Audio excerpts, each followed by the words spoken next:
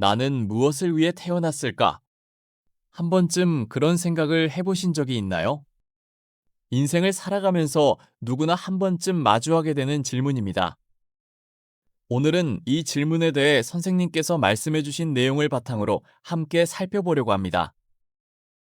이번 주제는 사명과 역할입니다. 우리가 인생을 이해하기 위해서는 먼저 사명과 역할의 차이를 알아두면 도움이 됩니다. 사명이란 하나님께서 우리에게 주신 삶의 근본적인 목적입니다. 그것은 하나님의 사랑을 이어받아 그 사랑을 인격과 행동을 통해 실천하며 인간으로서 완성을 향해 나아가는 것입니다. 반면 역할이란 그 사명을 삶 속에서 구체적으로 실천하는 모습입니다. 부모로 살아가는 것, 자녀로 살아가는 것, 친구를 돕는 것, 사회의 한 구성원으로 기여하는 것 등 역할은 인생의 단계와 환경에 따라 달라질 수 있습니다. 사명은 평생 변하지 않는 삶의 중심이며 역할은 그 사명을 표현하는 다양한 모습이라고 할 수 있습니다. 하나님께서는 모든 생명에 존재의 의미를 부여하시고 서로 조화를 이루며 살아가도록 창조하셨습니다. 생명을 받았다는 사실 자체가 이미 하나님의 뜻과 소망을 맡고 있다는 증거입니다. 그렇기 때문에 이 세상에 사명 없이 태어나는 생명은 단 하나도 없습니다. 자연을 바라보면 그 사실을 쉽게 알 수 있습니다. 나무와 꽃, 작은 곤충에 이르기까지 모든 생명은 자신에게 주어진 역할을 다하며 생명의 흐름을 이어가고 있습니다. 반딧불이는 자신의 빛으로 사람들의 마음을 따뜻하게 하고 작은 꽃 한 송이도 조용히 피어나 주변을 아름답게 물들입니다. 이처럼 모든 생명은 자신에게 주어진 사명에 따라 살아가며 전체 생명의 조화에 기여하고 있습니다. 우리 인간도 마찬가지입니다. 하나님께서는 한 사람 한 사람에게 소중하고 특별한 사명을 주셨으며 그 사명을 이루도록 이 땅에 보내셨습니다.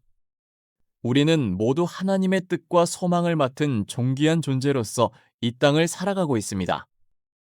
사명은 마음속으로 바라는 것만으로는 이루어지지 않습니다. 생각과 마음, 그리고 정신이 행위로 나타날 때 비로소 현실 속에서 실현될 수 있습니다. 양심을 따라 하나님의 사랑에 가까워지기 위해 노력하는 삶은 우리를 주어진 사명의 완성으로 이끌어줍니다. 사람은 겉모습이 비슷해 보일지라도 어떤 생각을 품고 어떤 행동을 선택하느냐에 따라 삶의 모습이 크게 달라집니다.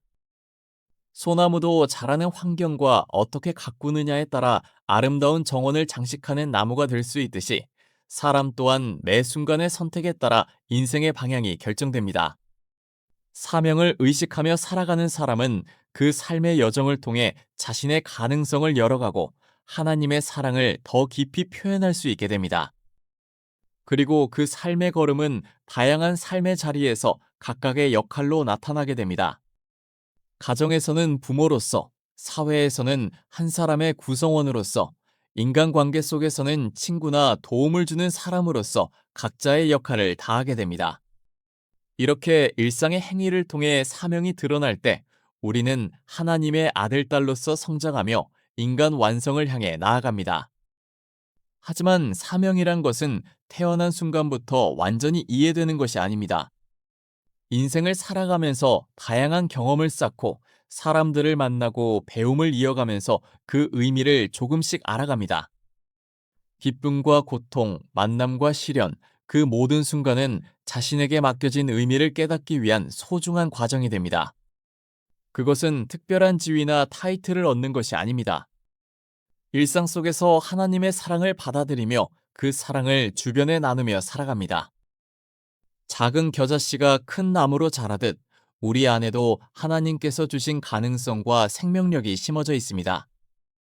그리고 그 가능성은 인생의 다양한 경험을 통해 자라나며 우리는 자신에게 맡겨진 사명에 대한 이해가 점점 더 깊어갑니다. 역할은 인생의 단계에 따라 변화하지만 사명은 인생 전체를 통해 우리를 이끌어갑니다. 그래서 인생의 중요한 전환점에서 많은 사람들은 다시 한번 자신의 사명을 되돌아보는 시간을 맞이하게 됩니다. 50대, 60대를 맞이할 무렵 많은 사람들은 지금까지의 인생을 돌아보며 나는 누구인가, 무엇을 위해 살아왔는가라는 질문을 스스로에게 던지게 됩니다.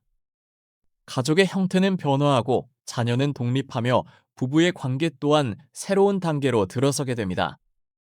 그 변화 속에서 지금까지 자신을 지탱해 주던 것들이 점차 약해지면서 때로는 허무함이나 불안을 느끼기도 합니다.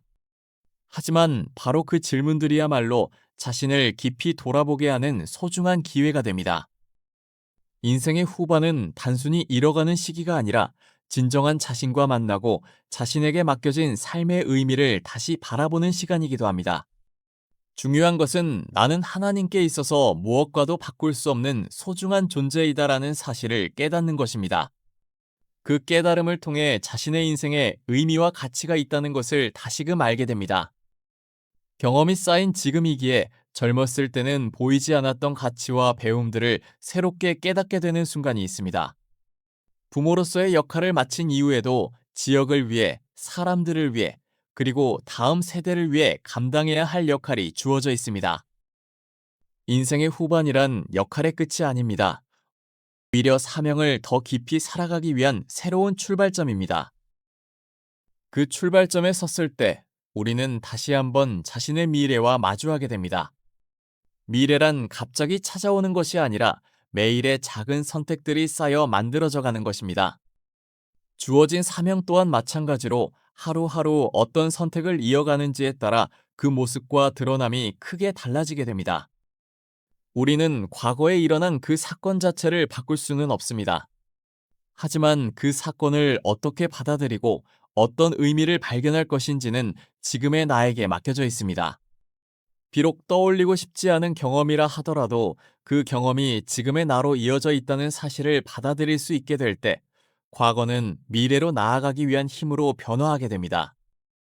과거, 현재, 미래는 각각 따로 분리된 것이 아니라 하나의 흐름 속에 존재합니다.